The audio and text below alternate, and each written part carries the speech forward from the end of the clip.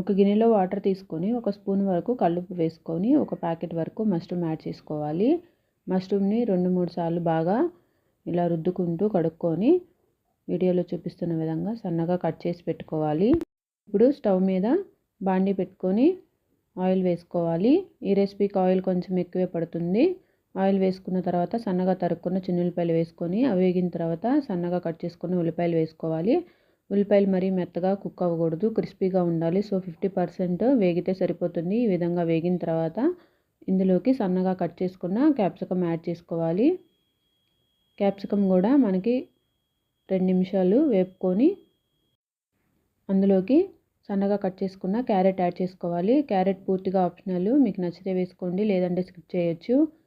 ఈ విధంగా క్యారెట్ కూడా 5 నిమిషాలు వేగిన తర్వాత ముందుగా కట్ చేసుకున్న మష్రూమ్ ఇందులోకి యాడ్ చేసుకోవాలి. ఈ విధంగా యాడ్ చేసుకొని మొత్తం ఒకసారి బాగా మిక్స్ చేసుకొని దీన్ని కూడా మనము 2 నిమిషాలు వేపుకోవాలి.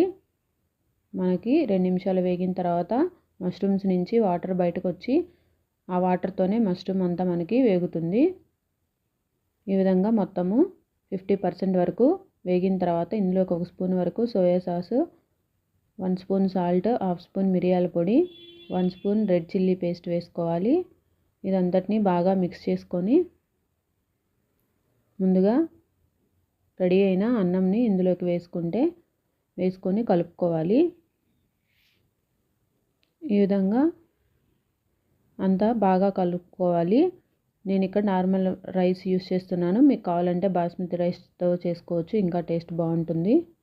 ఇది లంచ్ బాక్సులకైనా, ఆఫీస్కైనా, స్కూల్ పిల్లలకైనా చాలా బాగుంటుంది. ఈజీగా అయిపోతుంది. వీడియో నచ్చితే లైక్ చేయండి, ఛానల్ని సబ్స్క్రైబ్ చేసుకోండి.